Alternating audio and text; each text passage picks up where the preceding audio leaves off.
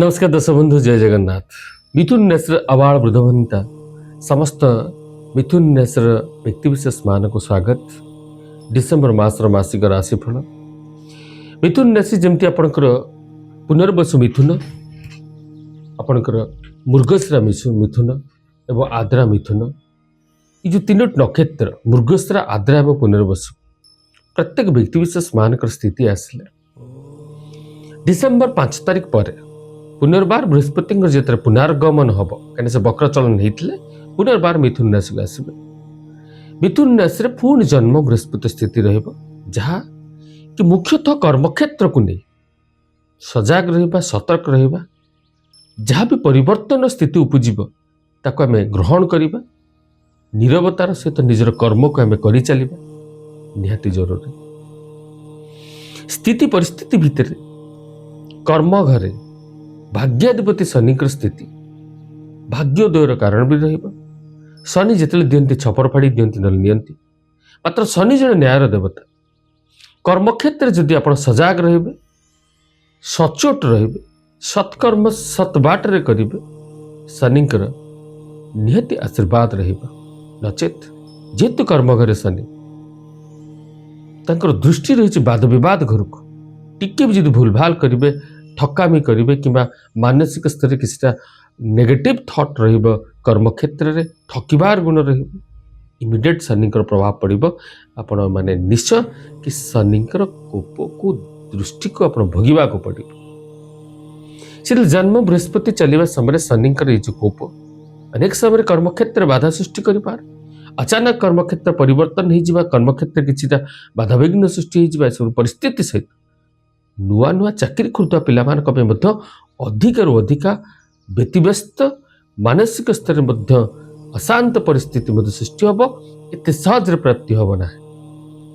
विवाहयोग्य पिला स्थिति सामान रते शुभंकर रही विवाह कर सारी दाम्पत्य जीवन में आपणकर जो अच्छा पति पत्नी एमान परिस्थिति सामान ढंग रही। जे सप्तम घर फैमिली लाइफ, सप्तम घर प्रेम लाइफ, प्रेम जीवन, से घर अधिपति प्रति राहु भली गोटे अशुभ ग्रह दृष्टि रहा द्वारा अनेक समय बिना कारण कथा कटाकटी हो पारे। मानसिक स्तर में आपण भितर दूरता सृष्टि हो पारे कि शारीरिक स्तर में असुस्थता परिस्थिति किछि आपण असुस्थ परिस्थिति से लक्ष्य देवा सहित आप प्रत्येक कथा को मापिचुपी कहवा जरूरी, कहीं भल कथा कहले भी खराब हो जाए पारे। कहीं मिथुन राशि कि गुरुचंडल योग रही जे कि अपना personal life and professional life जे कि अपन घरोई परिवेश अधिपति सहित कर्मक्षेत्र अधिपति से बृहस्पति राहु द्वारा पीड़ित थिबा यार कारण हेतु बेले बेले बिना कारण आप दोषी सब्यस्त हो अपमानित होते किंबा कथा गुड़िक भल कहले भी खराब हो शत्रु अर्जन स्थिति रही।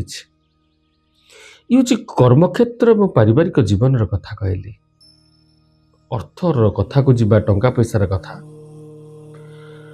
बेले बेले टंका पैसार अभावी स्थितिटा किंबा टंका पैसार जो कहती दरकार स्थितिटा बढ़ीजीव।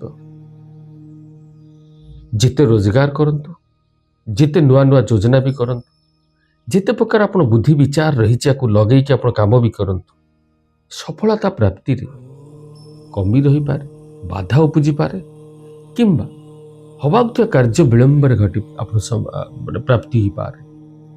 ये परिस्थिति आपण को अनेक समय मन को दुख दब। तो मिथुन राशि स्थिति परिस्थिति को गले ये मासरे जोटि शनिकर सुप्रभाव अनेक किसी आपन को प्राप्ति देला बेले जन्म बृहस्पति आपन अनेक समय किसी विघ्न भी घटेब। देयर इज टिप्स कि प्रोफेशन जदि किसी चेंजेस होउछि कर्मक्षेत्र रे, whatever may be changes in your profession, career and job, it's request कि you have to accept it. There are no options. It mostly financial gain हो पारे, मतलब मानसिक स्थिति दोदुल्यमान रही पारे। ए सबको कथा को देखले प्रतिकार विधान को जीवा जे आम साधारणतः प्रत्येक दिन भगवान शिव को दर्शन करने सहित मासरे जब भी सुजोग मिलूँ टिके थरे शिवंकर अभिषेक व्यवस्था करंतु।